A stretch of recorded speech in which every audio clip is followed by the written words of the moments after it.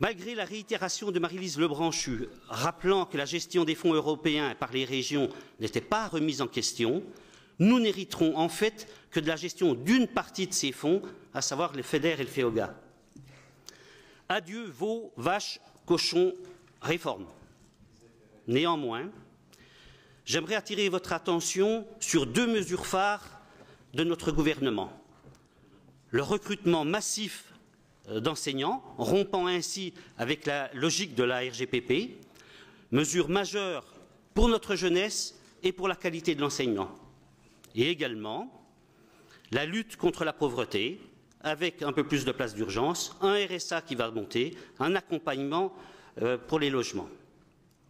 J'arrêterai là cet inventaire en espérant qu'un sursaut politique viendra confirmer d'autres mesures telles que les deux que je viens de vous citer. Ceci étant dit, je reviens à l'objet de nos débats de ce jour.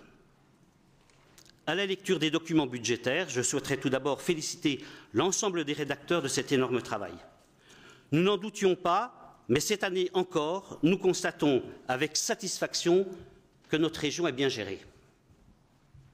Très bien gérée. Ce budget marque bien les priorités que notre majorité a décidées. L'économie, les transports, l'emploi, la formation ou les bâtiments d'avenir. Pour ces derniers, l'investissement s'élève à 54 millions d'euros. Je le rappelle ici, lorsque nous investissons 100 € dans la réhabilitation d'un lycée, ce sont plus de 80 € qui sont injectés dans une société franc-comtoise. Ce budget marque bien l'effort concentré sur un maintien de l'investissement et sur un effort important pour maîtriser le fonctionnement.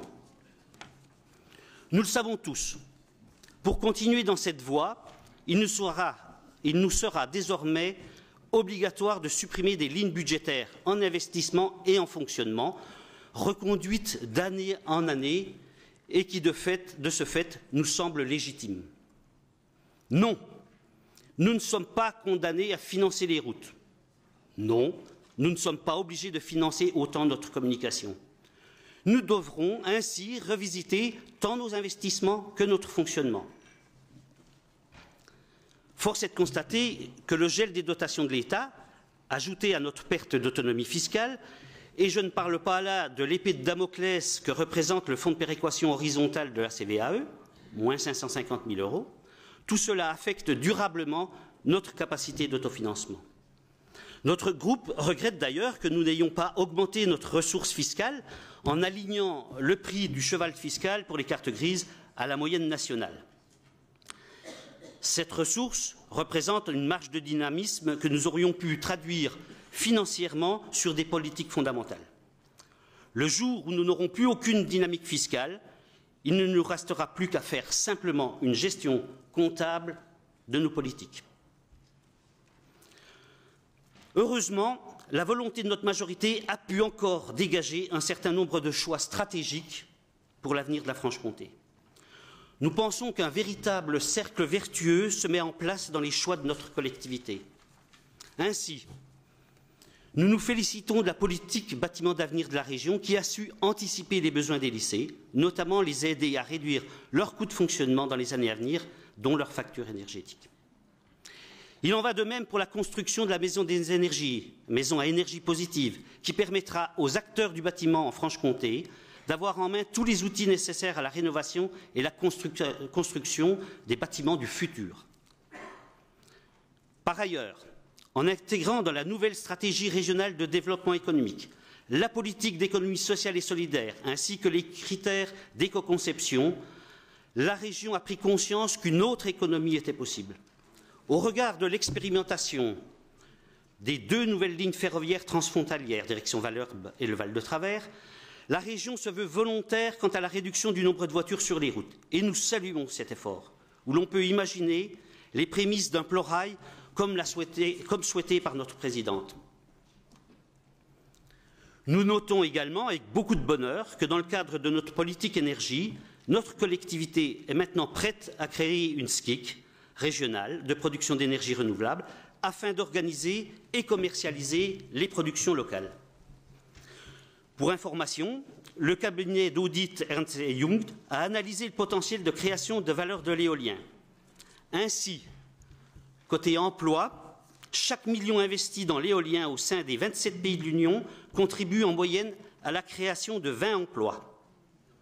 En France, chaque million investi crée seulement 12 emplois, dont 2 directs, 5 indirects et 5 induits. Mais, cerise sur le gâteau, en termes de fiscalité, en France, chaque euro dépensé pour l'électricité éolienne génère une recette fiscale de plus de 50 centimes. Nous avons là un véritable levier à mettre au service des collectivités infra. Concernant d'autres investissements, en particulier la phase 2 de la LGV Rhin-Rhône, c'est avec sérénité que nous attendons les décisions de la commission de révision du SNIT, et il sera toujours temps de redéployer ces financements sur d'autres priorités.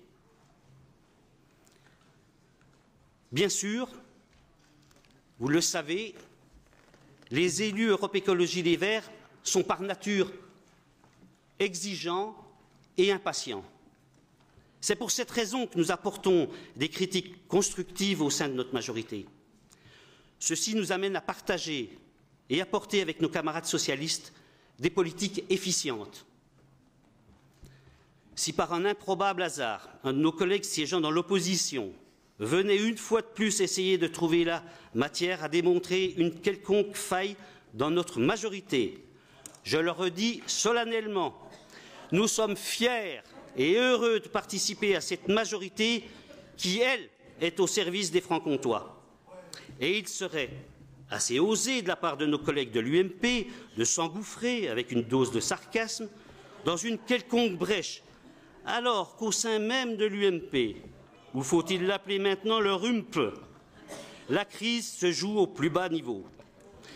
Mais à vrai dire, chers collègues, je m'en soucie comme de Colin Tampon. Merci de votre attention.